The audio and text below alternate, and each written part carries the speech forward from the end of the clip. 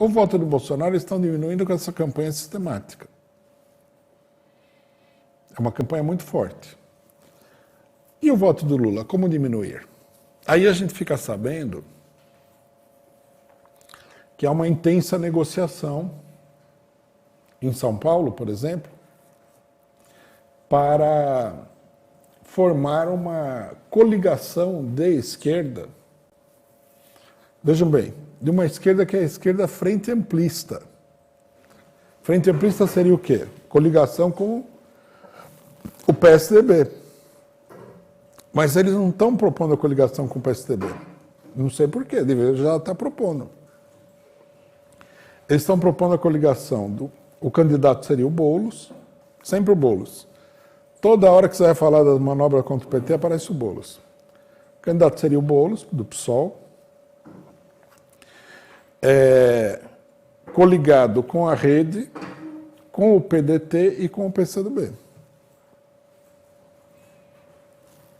Diz a lenda, né? Muita gente fala isso para mim, que o Boulos ele ama o Lula de paixão. Eu nunca vi muito amor prático dele, né? Eu só vejo ele enganando todo mundo. Mas se ele ama o Lula de paixão, por que ele está montando uma coligação relativamente forte em São Paulo, sendo que o Lula está lançando o Haddad? O Boulos não tem restrição à candidatura do Haddad. Por que não Haddad? É vaidade pessoal? Ele quer concorrer para perder, mas ele quer concorrer de qualquer jeito? Porque se sai Boulos e Haddad, não vai ganhar o Boulos. É ou não é? Não tem a menor chance.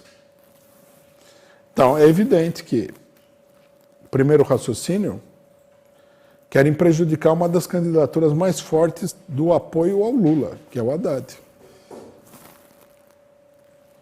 Aí ele está se coligando com o PDT.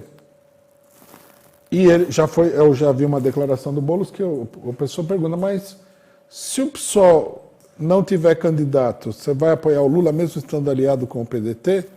Aí ele esclareceu a situação dizendo o seguinte, se o PSOL não tiver candidato e a gente estiver aliado com o PDT, eu teria a obrigação moral de apoiar o Ciro Gomes em São Paulo. Alguns falam em palanque para os dois, mas a verdade vai ser que a candidatura do Boulos, na verdade, vai ser um importante ponto de apoio para o Ciro Gomes fazer aquilo que ele sempre faz, tirar voto do Lula. São Paulo é, se não me engano, o segundo maior colégio eleitoral do país, o primeiro é Minas Gerais. Aí vamos para um colégio eleitoral importantíssimo também, Rio de Janeiro. No Rio de Janeiro, o Marcelo Freixo entrou no PSB. O PSB, né, a probabilidade do PSB é que o PSB entre numa frente com o Ciro Gomes também. Aí você tem, em São Paulo, Boulos, Ciro Gomes. No Rio de Janeiro, Marcelo Freixo, Ciro Gomes. No Maranhão, o Flávio Dino entrou no PSB também, nem preciso explicar.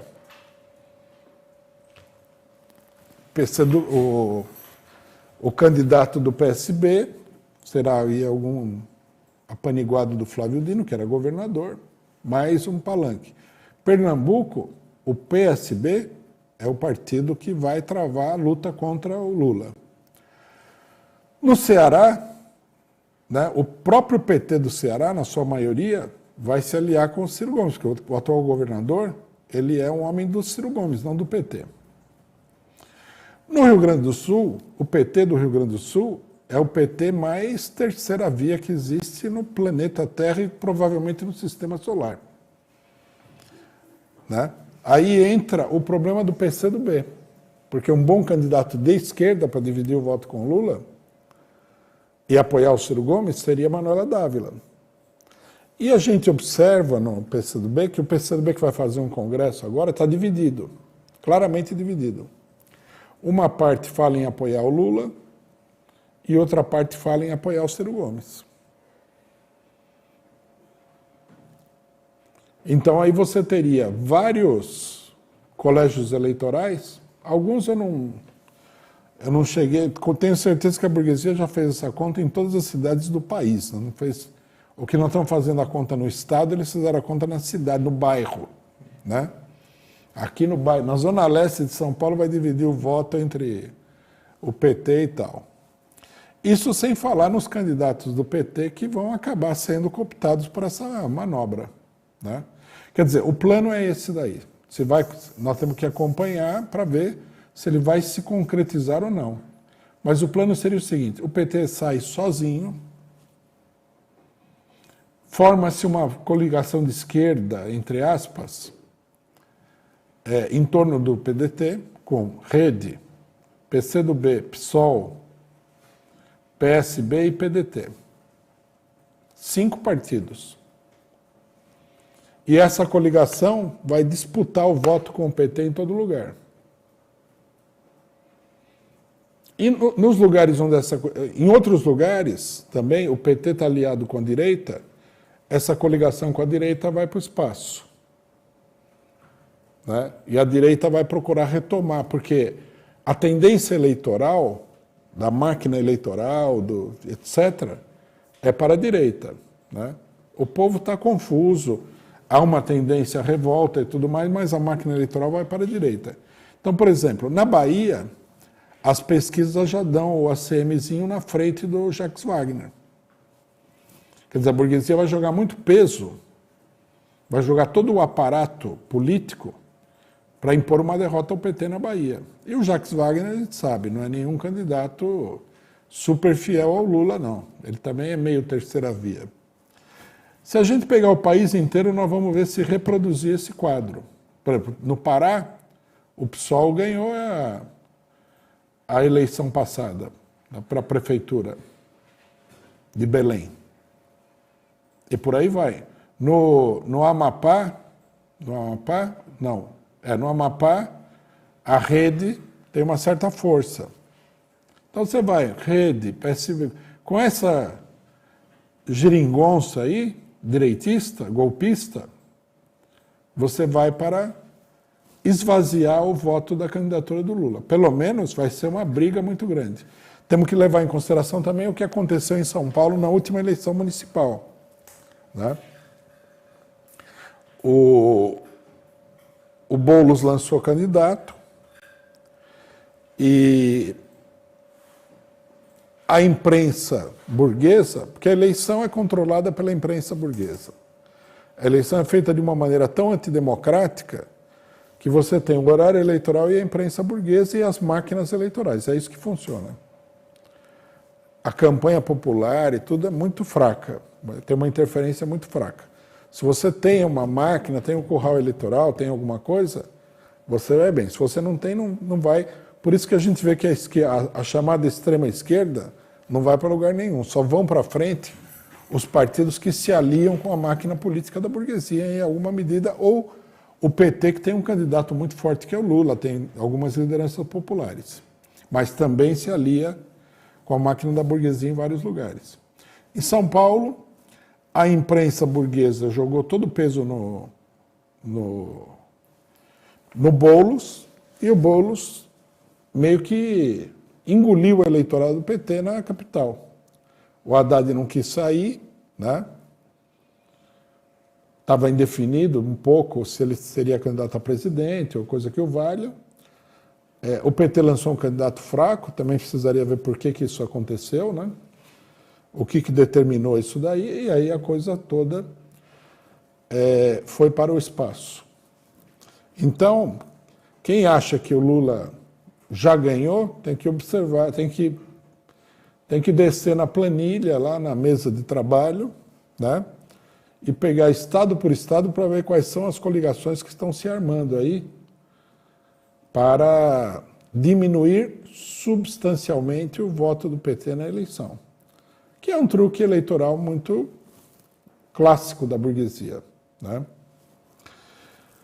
E joga uma luz também sobre os objetivos, né, dos partidos ditos de esquerda como PSOL e PCdoB.